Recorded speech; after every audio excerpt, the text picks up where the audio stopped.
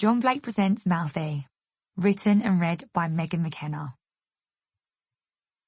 Hi guys, it's Megan here, and I can't wait to share with you my stories. There's some really funny ones, a few really painful ones, and yeah, there's probs a few what the fuck moments in there too.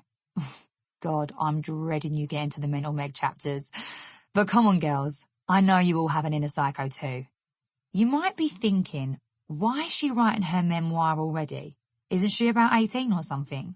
Well, I'm 25 actually, and what can I tell you? I've packed a lot in during those years, and I want to share as much of it as possible with you while it's all fresh in my mind. Especially now that I'm starting a brand new chapter in my life. Of course, you already know what that is. Country singing superstar. Plus, as you probably already know, I love chatting to all of my followers on social media. Well, the nice ones anyway. And I've noticed you're always asking me questions. I try to reply to as many as I can, but I don't always feel like I've answered properly. 280 characters isn't a lot, is it? So here's my chance to give you a bit more. I've been unbelievably lucky in my life already, with the family I was born into, the friends I've made, the people I've had the chance to work with, even bumping into people out of the blue, leading to massively amazing opportunities. Louis Walsh, I'll never forget that thing you said just at the right moment. You probably had no idea of the effect it would have on my life. Well, you will now.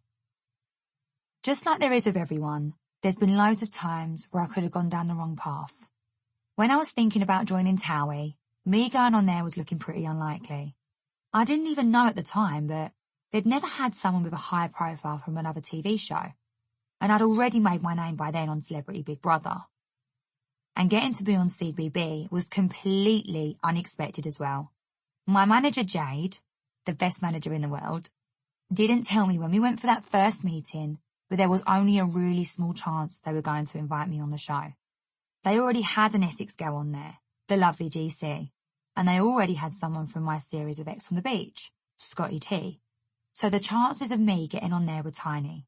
But it happened, and it's all in here. Plus, when have you ever heard of an Essex girl turning up in Nashville with her Chanel boots, her LV luggage, and a blue cape suit to write and record country music, let alone sing the national anthem in the middle of a Tennessee rodeo? But I did, and I have.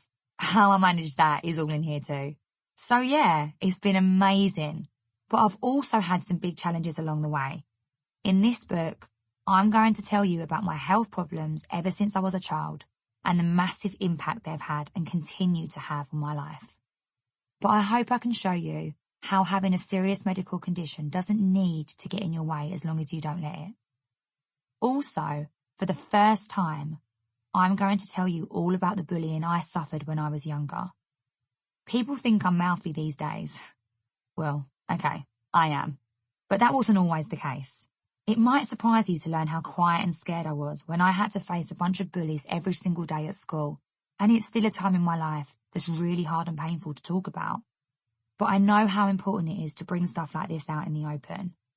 There might be someone reading this who's going through exactly the same thing, and I hope that by seeing how I got through it, well, I really hope it inspires you to see that you can too. Don't let them win.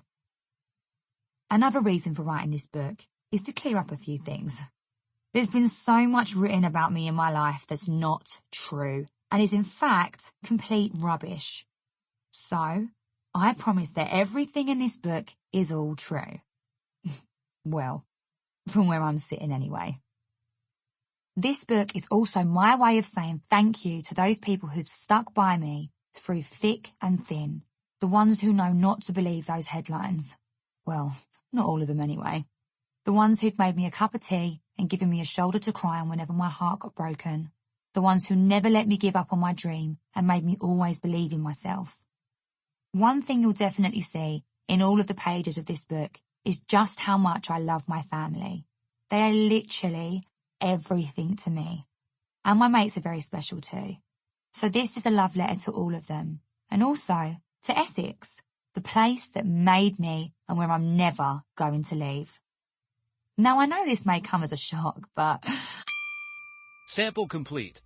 Ready to continue?